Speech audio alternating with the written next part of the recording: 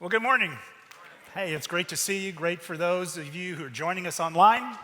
My name is George Davis. So if you've got a Bible, I'm going to ask you to join with me in turning to James chapter 3. James chapter 3. If you've been with us recently, you know that our theme for this year is Connect Well, Live Well. Throughout the year, we're really wanting to think about what are steps that we can take to continue to grow in relationships and build new relationships? And we're doing that with a recognition that as we learn to live well with each other, it also leads to human flourishing. And earlier this year, we did some research with a survey that we used and really realized this was a growth area for many of us in the life of our church.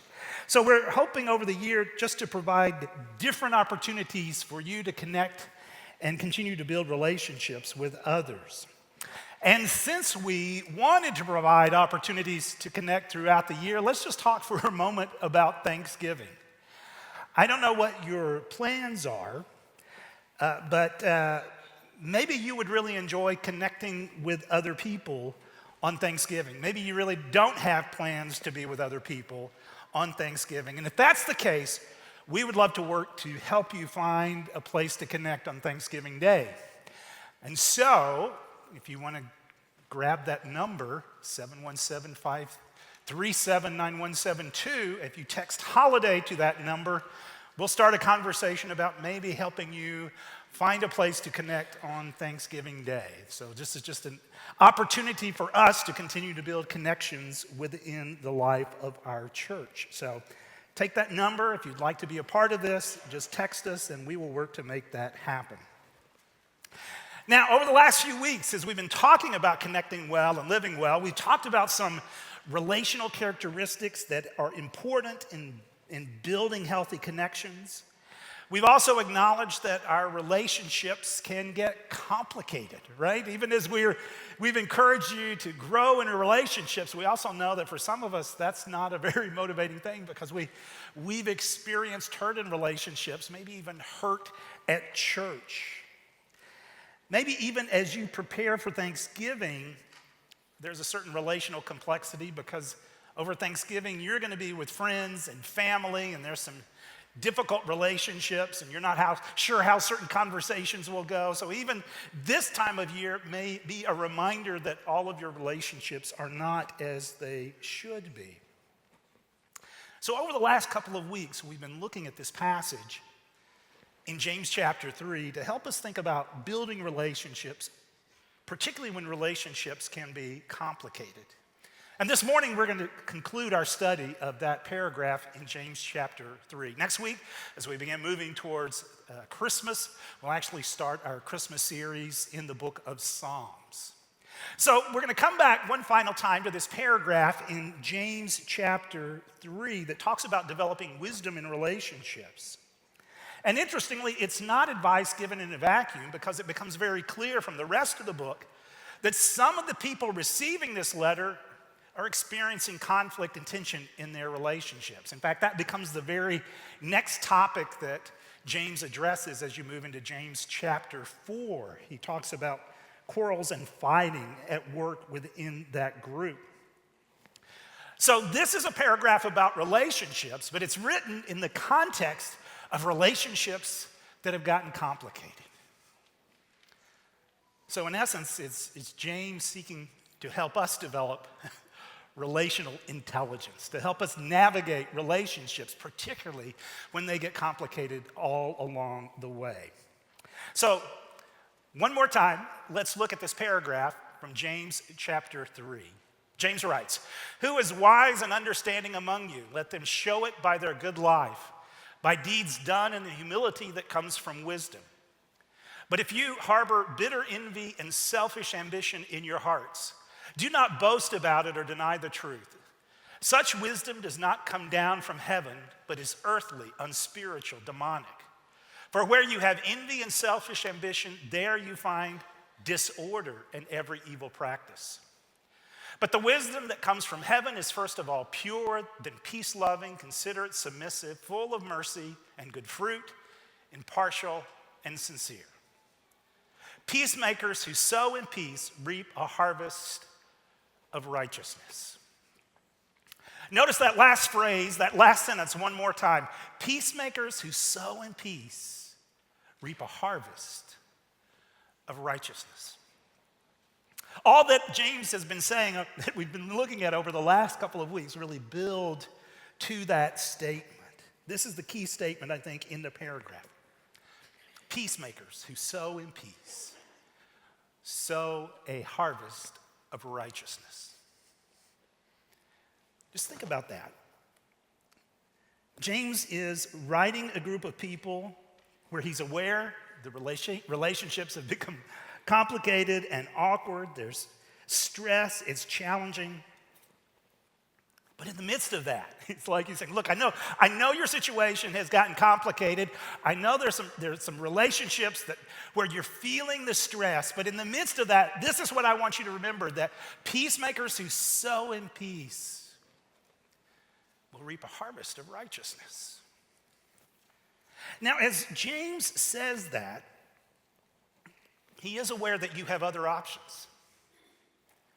Right? I mean, James is fully aware that particularly when relationships become complicated, you can be all over the map in how you respond and what you do. He's aware that there are all sorts of ways in which people just choose to engage these situations. And in fact, as you read the paragraph, I don't know if you noticed this, but there really is there's an underlying contrast at work in the paragraph. And let me just highlight that for you.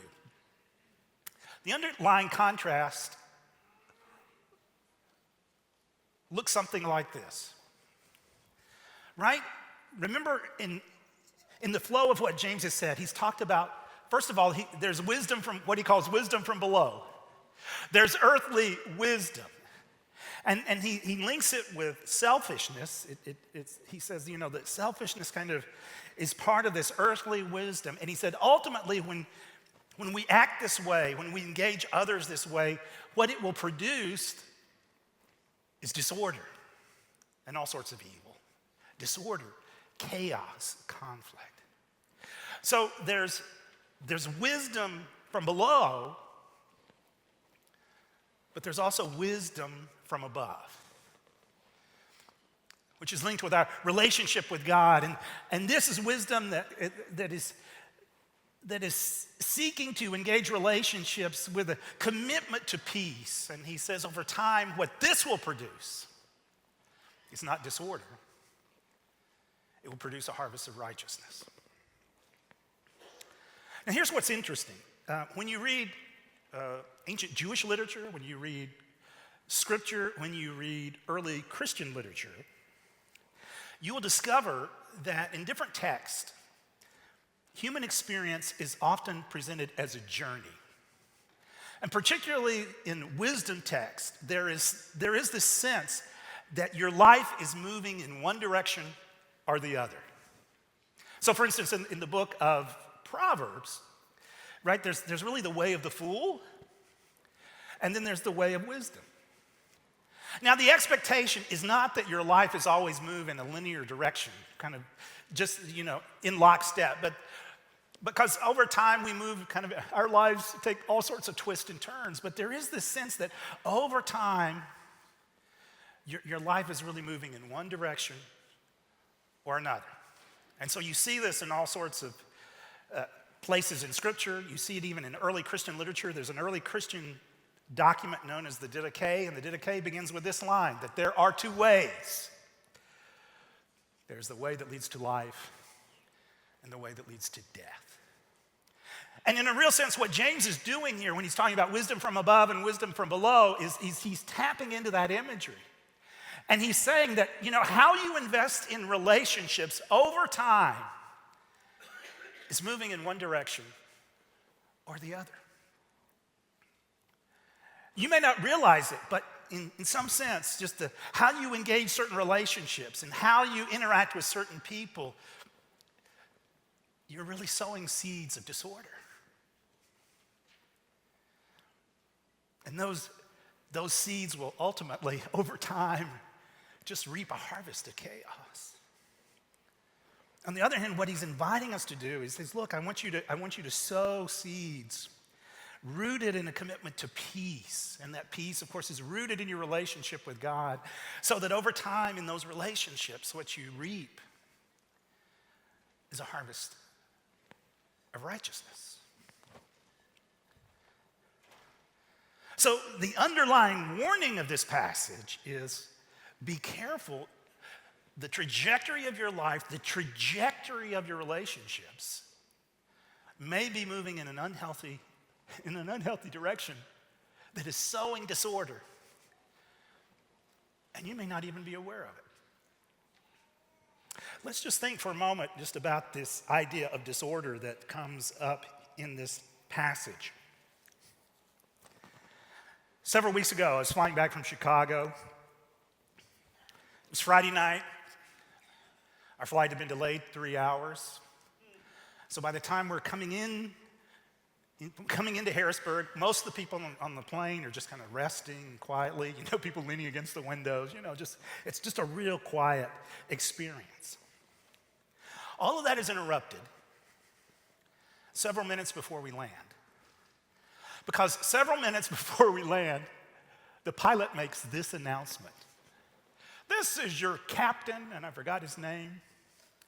And then he said this: we have detected an anomaly in preparing to land.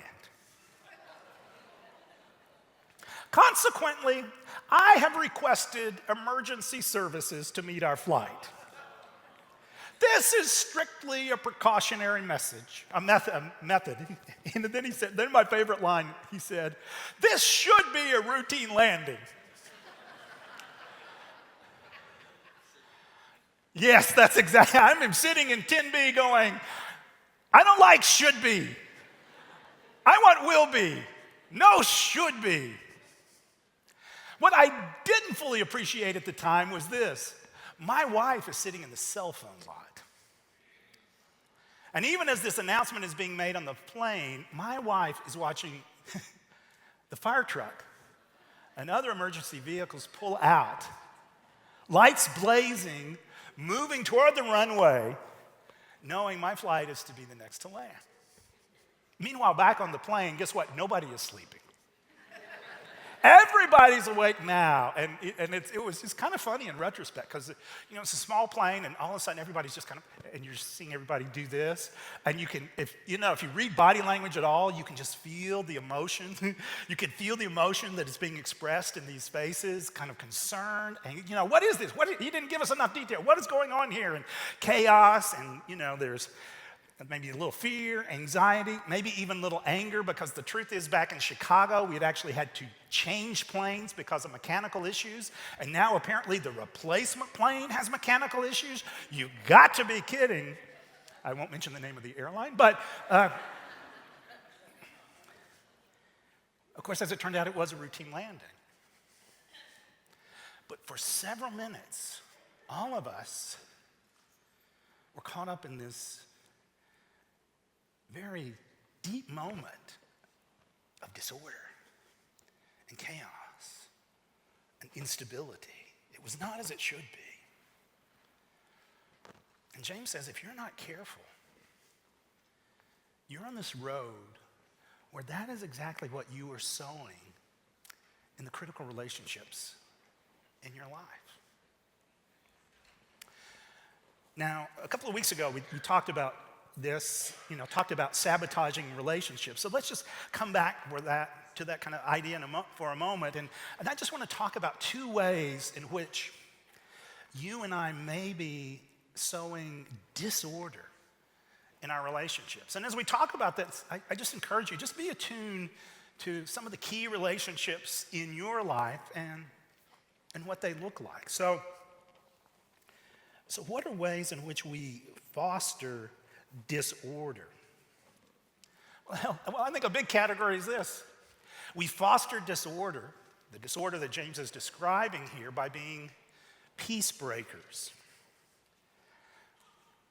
It becomes clear that that's part of what's going on among those Christians that James is directly addressing, because in the next paragraph, he's going to be talking about fights and quarrels and dissension among the people receiving this letter. So what are just some signs of the fact that in our relationships we are peace breakers? Well, I think one is we're just critical people. And we lack empathy.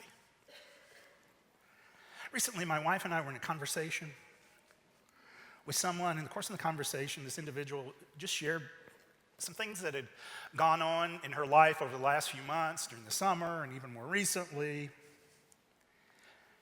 And we just listened. And as we listened, there was just this negative edge to every incident that she mentioned. And as Rose and I talked later about that conversation, we just observed it just feels like there's some hurt in this woman's life. We don't really know her story. Maybe in future conversations, we don't know her really well, so hopefully at some point we could find that out. And I think for some of us, the truth is sometimes there can be some real deep hurt that is part of our life experience. And over time, the way that hurt manifests itself is in the context of key relationships in our lives. And we just develop this critical edge. You know, we're always prone to find fault.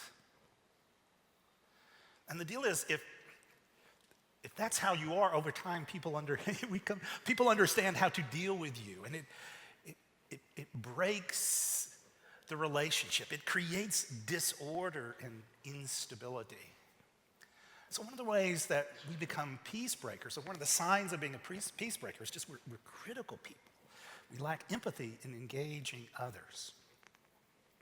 Here's another characteristic, I think, of people who are peace breakers, and that is we're unforgiving.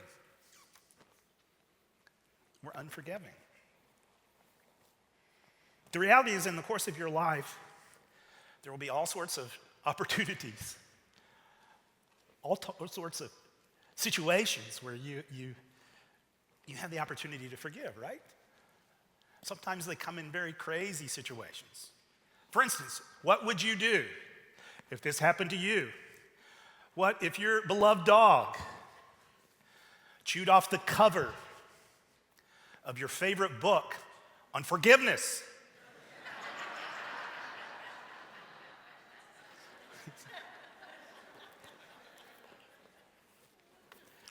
How would you handle that? It's not funny. It's not funny. Let's just say someone ended up in the doghouse on that one. Okay, no, he's deeply spoiled. So, you know, that's a funny, I told you that one because that's funny and lighthearted. But most of the situations in your life that require forgiveness are not, are they? They can be heavy, they can be weighty, they can be challenging. So am I a person who, in those moments, is really willing to do the work of processing those situations well and working through forgiveness? Or am I a person that just over time, I just always have a running scorecard in the back of my head about things that have happened to me, things that people, like family members have done, my kids have done, and just at a moment's notice, the scoreboard comes completely to mind. And sometimes even in conversations, I can review your greatest hits, line by line, moment by moment. But in the context of relationships, if that's how we're ultimately engaging others, it breaks peace. It fosters disorder. I think another way we become peace breakers is we're just self-focused. And sometimes this is just something, it's not like we intentionally want to do this in relationships, but maybe we become consumed by the things we're going through and our responsibilities, and it's just, I'm engaging other people, but maybe more and more it's transactionally because there's certain things that have just taken control of my mind, certain issues or weighty decisions or complexities, and it's just consuming up my entire emotional bandwidth. So when I'm with you, I'm not really with you. I'm not fully present. Maybe if I start to talk, it just becomes self-focused. Maybe I'm even one of those people that dominate the conversation. And so one of the ways we break relationships is by being self-focused. Well, I'll just mention one other thing and one other character trait, and we could go through many others, I think, and that is where I think peace breakers are defensive. Maybe I'm one of those people, I am great when life is going smoothly, but if there's any bump in the road, if there's any place where life gets complicated, if there's any sign of disagreement, or maybe I slightly mess up, my natural response is to become defensive. My natural response is kind of to become protective. And over time, people around me will understand that in certain situations, you just don't push it with him. In certain situations, you just kind of have to walk on eggshells.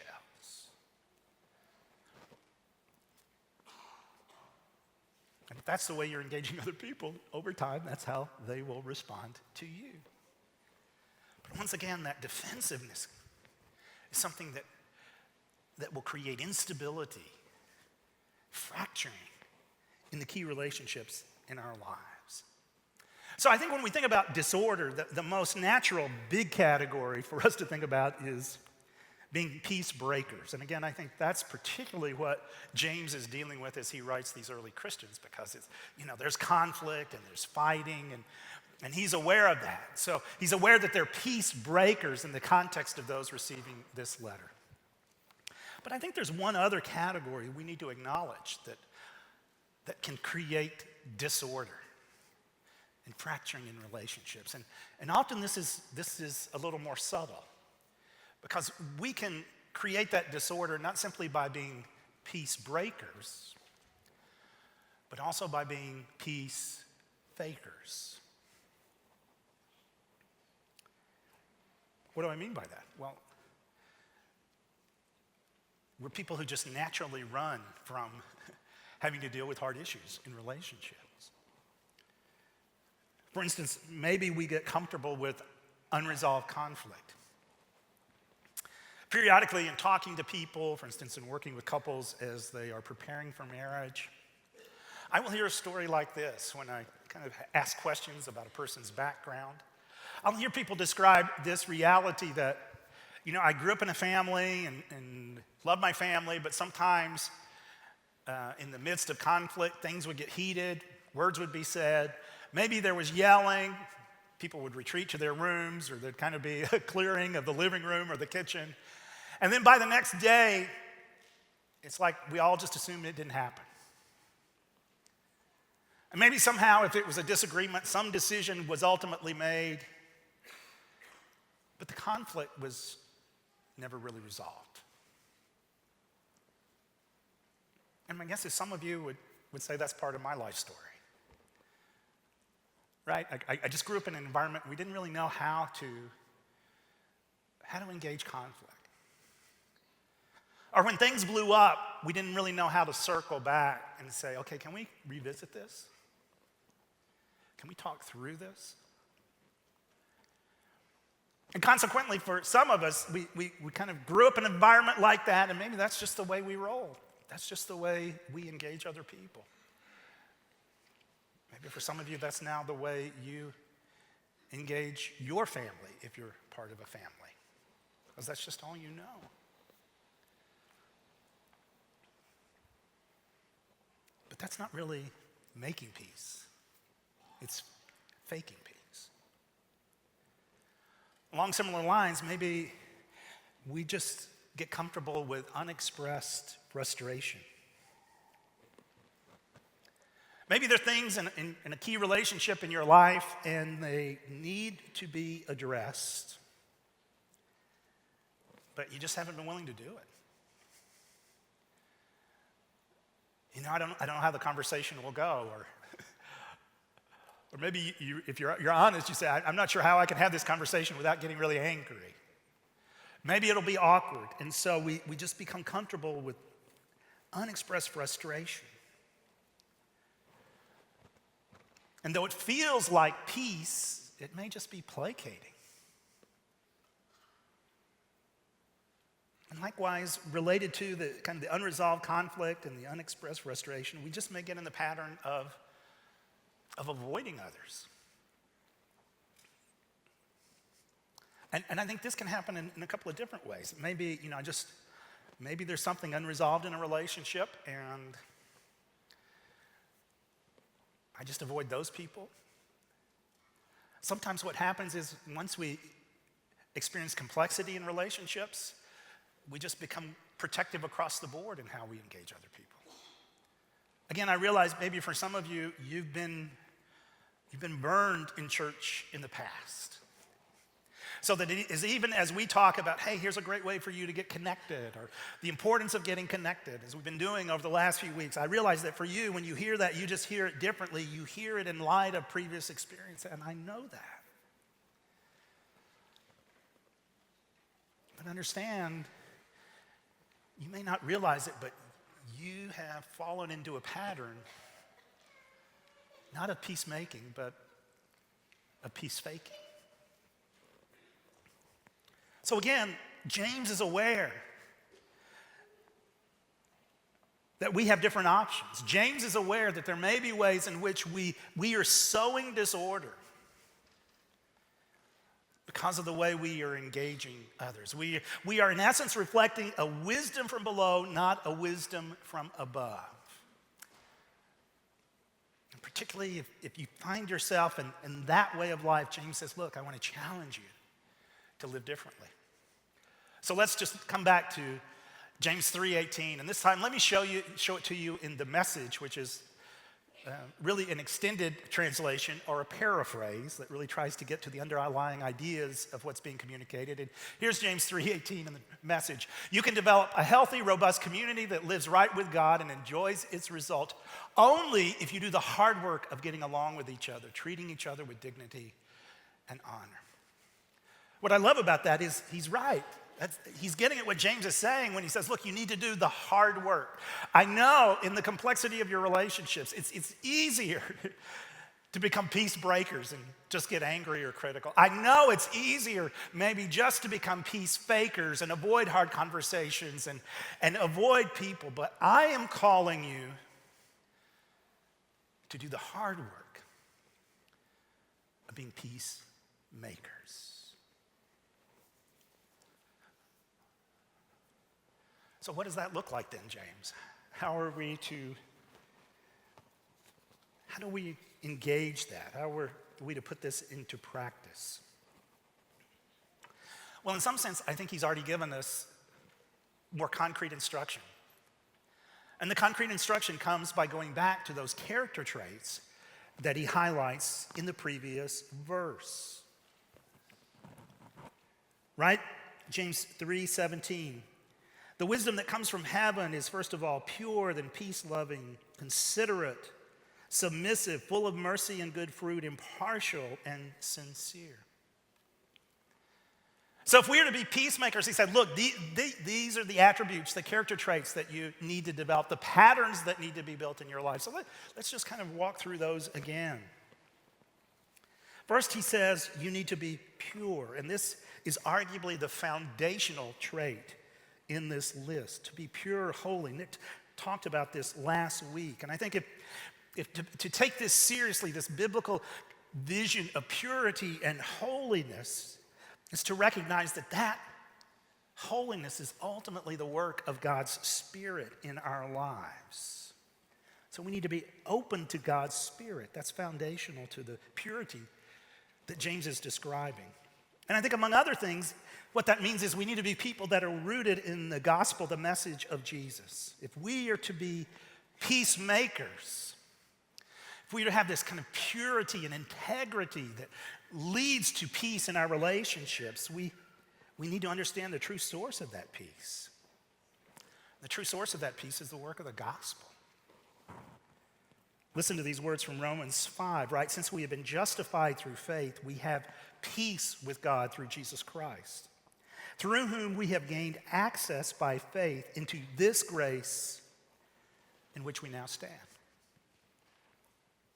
In other words, as a Christian, the peace in my life is now rooted in what God, through Christ, has done on my behalf. Now, through the work of the cross, I have peace with God. And we are told, because of this peace, I now stand in God's grace. And it is a grace that is transforming. Right? It is a grace that at work in my life can truly produce this purity, this holiness that James is talking about. And it is a grace that shapes how I engage others. And I think it's a grace that ultimately empowers the other traits mentioned here. So he says you need to be pure, then he says you need to be peace-loving and considerate. And I think those traits mean that we are now to be agents of grace, right? Since I'm now someone who is, I'm grounded in God's grace through the peace that the cross has created, I'm now to live out that grace in my relationships. I'm to be an agent of grace in the lives of those around me. Earlier this fall, as we've been talking about relationships, one of the things I've just wanted to keep in front of you is, what's an act of hospitality that you could do this fall? And I'll come back to that for a moment. Is there some opportunity you have right now to be an agent of grace in the life of someone else? That's one of the ways we become peacemakers. As we continue through the list, he says that we are also to be submissive, and that's the idea of, I think, being open to reason. That is, open to dialogue, willingness to hear someone out, even if they disagree with you. As you think about that, do you listen in order to win, or do you listen in order to hear? James is saying, look, I want you to really listen and to be open in the course of conversations. Then he talks about being full of mercy and good fruit. And I think this includes the idea of taking initiative in investing in others. Right? A willingness to see others for what they can become. And as recipients of God's mercy, I want to see that mercy at work in the lives of others. So when was the last time I did something to really help someone else grow in Christ? The list moves on. Impartial. One way to think about that is we resist groupthink. In our polarized culture, where it seems like we are divided into different groups, culturally, politically, even as we've gone through an election, it's easy to presume the best of the people in your group and the worst in the people of those other groups. And what's lost is impartiality. What's lost is the ability to see someone as an individual, not simply as someone who's part of a group. Finally, he says we need to be sincere. Another way of thinking about this, I'm just uncomfortable being a hypocrite. Right? If we're people that are peacemakers, who are building into relationships, who desire for unity, we can't hide behind a facade. We have to be transparent. Of course, that's going to look differently in different contexts, in different relationships. But maybe you have discovered that it's often someone taking a step of sincerity, of transparency, that just leads to greater connections. Maybe you've been part of a group, your Live, Love, Lead group, your Connect group, and it just feels like when someone took that step of really being sincere and open and transparent, it just fostered other conversation, and it led to deeper connection. So James is inviting us to foster these traits. And as we do that, it can produce a harvest of righteousness. He's saying these kinds of traits, they produce the environment where healthy relationships can grow. They produce a relationship where greater connection can happen between you and others. Along those lines, let me just kind of go back through this list one more time, but this time just talk specifically to those of us who are parents. particularly for those of you who may have kids at home, just think about these traits in the context of parenting relationships. First of all, being pure, you're right, as a parent committed to growing as a follower of Christ. Yes, it's a busy season. We're all over the map with activities, but in the midst of that, I'm seeking to be open to God's work in my life. That just doesn't become a second-class priority because of the other commitments. Secondly, being peace-loving and considerate, an agent of grace. As a parent, that means I don't blow up every time they mess up. I don't create an environment of unrealistic expectations. One of the things I've noticed in talking to some of our students from time to time is when I talk about kind of the pressure in their lives, one of the things they will come back to is just the weightiness of expectations around them. So am I an agent of grace in the lives of my kids? What about submissive, open to reason, right? In heated moments, I don't simply go into lecture mode. I do try to listen. Full of mercy and good fruit, I'm, as a parent, committed to just investing in these relationships and building memories. I'm impartial. I don't always presume the worst when things get complicated in our family. And I'm sincere. You know, as a parent, I own my mistakes. Because the truth is, there are times in our lives as parents where we have to go back and apologize to our kids. Now, those can be hard steps to take, but I think James would say, you know, as a parent, when you do them, what you're doing, you're creating this environment where peace can flourish. You're sowing the seeds that can lead to a harvest of righteousness. Along those lines, let me just highlight one book for parents has been helpful for me, particularly for as your kids are entering teenage years, young adulthood, and that is this book, Growing With, Every Parent's Guide to Helping Teenagers and Young Adults Thrive in Their Faith, Family, and Future. So I'll just mention that.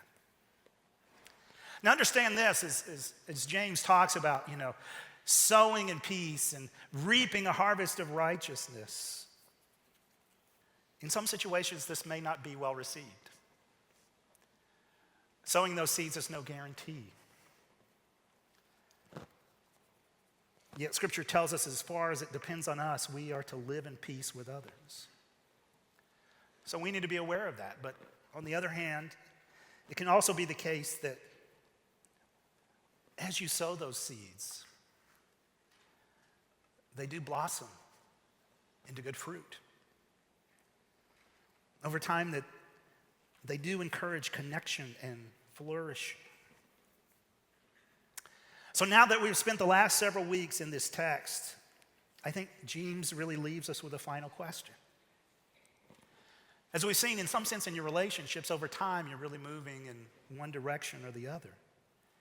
You're sowing seeds that foster disorder, or sowing seeds that can foster flourishing and a harvest of righteousness. So the question I want to leave you with, based on James 3:13 through 18, is simply this: what are you sowing? In your key relationships, what are you sowing? Now I realize that can be a weighty question. And I realize, I think for most of us, we can look at key relationships, particularly family relationships, and we feel those moments where we fall short. We feel those moments where we've kind of moved into peace breaking or peace faking rather than peacemaking. But in closing with this question, I don't want it to be heavy and weighty. I want it to be a question that really leads to thoughts of opportunity and possibility. And for that to be the case, we have to again come back to the reality that this invitation to peacemaking is grounded in the peace which Christ has already achieved. It's grounded in the work that he has already done on our behalf. So appropriately, as we kind of conclude our look at this passage over the last couple of weeks, we're going to close with a time of communion. We're going to close with a time where we remember the work of Christ, his death, burial, and resurrection on our behalf so that we might experience new life, forgiveness, and God's peace. And if you're joining us in person or online, this is just a great opportunity to remind you that if you're not a follower of Christ, what we are celebrating is open to you as well. Because true peace in our relationships with one another needs to begin by experiencing peace in our relationship with God. And that's the invitation of the gospel. So as we come to this time of communion, I just want to invite you to come back to the work of Jesus Christ and come back to the reality that that peace that he has established now empowers and equips you to become a peacemaker in the critical relationships of your life.